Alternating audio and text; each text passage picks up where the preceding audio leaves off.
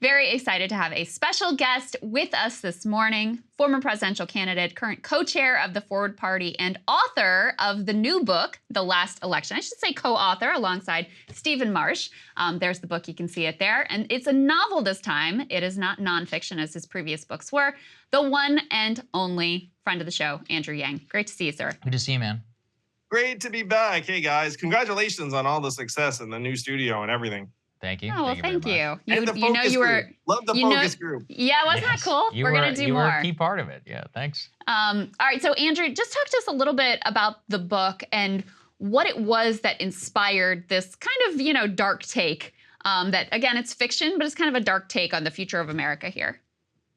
Yeah, I got all these experiences running for president, Krystal. I was trying to convey them to folks, and there was something of a message. I mean, I sat down with people, and they said, what do you really think is going to happen? Or what happens if there's a major independent presidential candidate? And I said, here's what I think is going to happen. And then the question was, how do you get that message out? And we thought that telling a story was the most compelling, accessible way to do so, because people like stories more than they like op-eds or facts and statistics, which is something I also learned on the presidential trail. Despite the math hat. Unfortunately, you're probably right. Andrew, what are you seeing as signs of decay in our democracy and all that you think they're bringing to forward in your book? Like, is it just January 6th? Like, are there other events and other markers that you can look for and think about that you're trying to incorporate? A lot of it's the media, but you guys can see, you talk about this all the time on your show. I mean, you're looking at a Biden-Trump rematch that 2/3 of the country doesn't want. And so if you have a lane that wide or a vacuum that big, then someone's going to move to fill it. But you don't have a system that naturally accommodates new entrants or parties, frankly. And as the co-chair of the Forward Party, I live this. So if someone runs, they may end up not having the desired effect. I mean, when people ask me about this Biden-Trump matchup and what to do, I say to them honestly that the best thing you could do is just run the craziest person you could think of, because the way our system is set up, that might actually do some good. Whereas if you run a really good person, that might not do some good. Right. And so, Andrew, as you're looking at this, the way that the sort of partisan media usually portrays the problems in the country, they usually focus on like specific people, like, oh, it's the supporters of Trump that are the problem, or, oh, it's the supporters of Biden, the Democrats, that are the problem. But I think one thing that you have done consistently is to show people a lot of care and empathy, regardless of where they are on the political spectrum, which is why you had a lot of bipartisan support, and to stay laser focused on some of the more systemic issues. So what do you see as the core of the issues that have led you to feel like we are a nation on the brink? The core issue, Krystal, is the structural incentives for the actors in the system. And right now, the fiction is that our leaders have to make 51% of us happy. They don't. They just need to placate and please the most extreme 10 to 12% in their party's base, which on the Republican side has really driven them off a cliff. There are distortions on the Democratic side, clearly, and you can see that in the lack of a primary for Joe Biden, which I think is setting the country up for a potential catastrophe. So you have these two parties that aren't actually listening to us anymore, and they've cordoned the country up into blue and red zones where the vast majority of the people watching this or listening to this right now, there's no suspense as to which party is going to represent you in Congress. It's going to be either the Democrat or the Republican. And so there's this illusion of competition that they're casting out. And I said this with you and Kyle, you have a 20% congressional approval rate and then a 94% reelection rate. So in that system, you can do things like thrust 3 million American kids back into poverty, and there's no real problem for you politically because you are insulated from any competition. So it's this rot in the system that is separating our leaders from us. And you can put a good person in the system, which I prefer. You can put a terrible person in the system, which I don't like at all. And there are terrible people in the system. But unfortunately, the system itself is driving a lot of the dysfunction. And then the media becomes complicit in maintaining the system.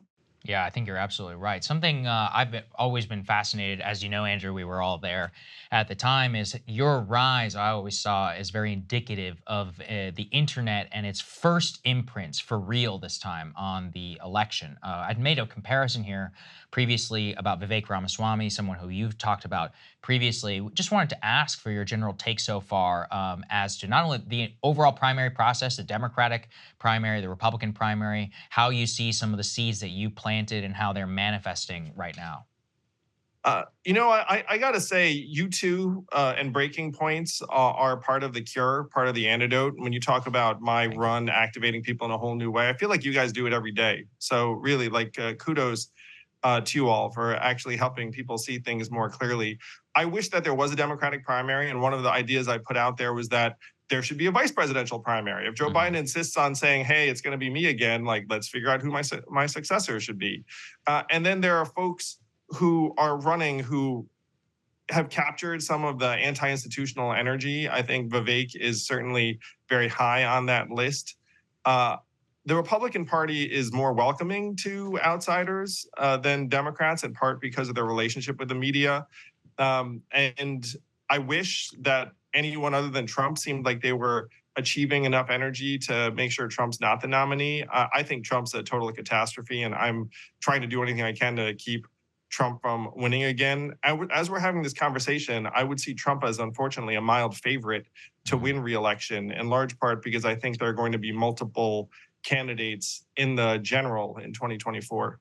Well, let's dig into that. Well, you think because of party stratification, as in you said, multiple people running, like third-party bids, or do you think it's because of structural factors like Joe Biden and weaknesses there for to say that he's a mild favor for reelection?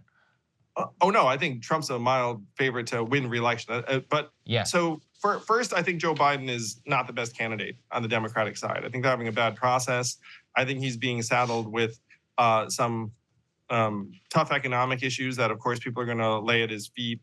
But I think that the Democrats should have a real process and try and find a better candidate that also helps take age off the table. So that's one thing. Now, Mhm. Trump and Biden are just about tied in the general, according to most accounts. Trump leads Biden on the economy among independent voters very significantly by maybe 20 percentage points. And so if you have those two head to head, it's a bit of a coin flip. But then if you introduce a Cornel West in the Green Party, maybe an RFK as an independent, maybe a Joe Manchin, then I feel like the landscape favors Trump. Hmm.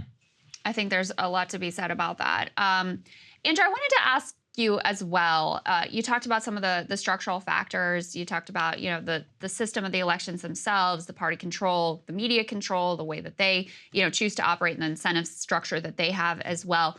What role do you think social media plays into this landscape too? Oh, I think social media is part of the problem. Honestly, I think it dumps fuel on the most sensationalist, and it makes everyone's appeal have to be very emotional and tribal because that's how you get energy. And then in some cases, small dollar donations. It turns us all into characters in a play.